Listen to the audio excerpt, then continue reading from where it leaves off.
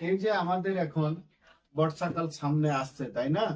এই বর্ষাকালে আকাশে মেঘ ডাকে, বৃষ্টিপাত হয়, বজ্রপাত হয়। আমরা তো বজ্রপাত চিনি, তাই না? এই বজ্রপাতে গত 28 তারিখ 13 জন লোক মারা গেছে বাংলাদেশে। সারা বছরে এই বজ্রপাতে লোক মারা যায় 150 থেকে 300 জন। কেউ দেখা গেল ধান কাটতে যে মাঠে পড়ে আছে, এখন ধান কাটার সময় রাস্তাঘাটে। তো এই বজ্রপাত কতটা ভয়ঙ্কর, এই বজ্রপাতের মানে ভয়ঙ্কর কত তীব্রতা, সে বিষয়ে তোমাদেরকে একটু আমি বলবো।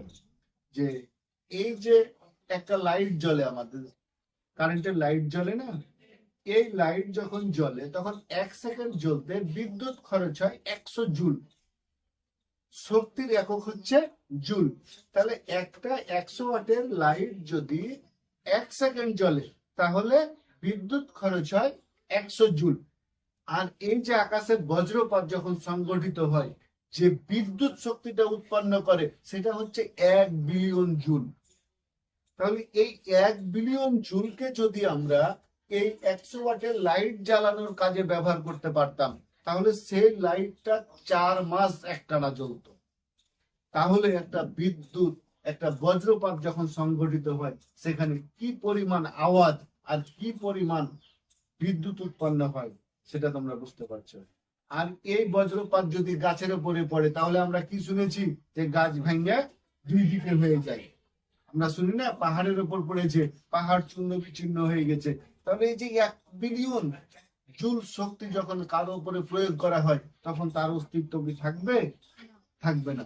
এই বজ্রপাত 2020 সালে 29 এপ্রিল আমেরিকাতে একটা সংঘটিত হয়েছিল। যে আমরা যখন দেখি যে বজ্রপাত আসছে, কিভাবে উপরে আকাশে লাইটের মতো জ্বলছে না, লাইট লম্বা হয়ে নিচ পর্যন্ত চলে আসছে। তো এটাই ছিল বিশ্বের সর্ববৃহৎ বজ্রপাত, যেটা 768 কিলোমিটার দীর্ঘ ছিল। তাহলে এখানে কি পরিমাণ বিদ্যুৎ উৎপন্ন হয়েছে আর কতটা ভয়ঙ্কর! শুধু তাই নয়, উরুগুয়ে আর আর্জেন্টিনাতে 2020 সালে জুন মাসে একটা বজ্রপাত সংঘটিত হয়েছিল, যা আর্জেন্টিনার আর উরুগুয়ের মানুষ মনে করে যে একরকম বোবা হয়ে গেছিল, মারা যাবার অবস্থা। সেই বজ্রপাত, সেই বজ্রপাতটা কি হয়েছিল, আমরা দেখতে পাই যে বজ্রপাত আকাশে লাইট জ্বললো আর নিভলো, তাই না? 1-2 সেকেন্ড দেখতে পাই, কিন্তু সেখানে 17 সেকেন্ড স্থায়ী ছিল বজ্রপাত। তাহলে আকাশে যদি এই 100 বিলিয়ন পাওয়ার শক্তি, যদি লাইট খালি জ্বলতেই থাকে 17 সেকেন্ড ধরে, ওই দেশের মানুষ চোখে আর কিছু দেখতে না পাওয়ারই কথা ছিল। কিন্তু যাক, মহান আল্লাহ তাআলা তাদেরকে ভালো রেখেছে। শুধু তাদের কি হয়েছে, তারা হতবাক হয়ে গেছে, অবাক হয়ে গেছে যে কি দেখলাম এটা, সেই আওয়াজ আর এই লাইটিং। তো আমরা এই বৃষ্টিকালে বজ্রপাতের সময় অবশ্যই সতর্কতা অবলম্বন করব, আর আবহাওয়ার সংবাদগুলো কি করব, শুনবো। সেভাবে ভালো থাকবো। আল্লাহ হাফেজ।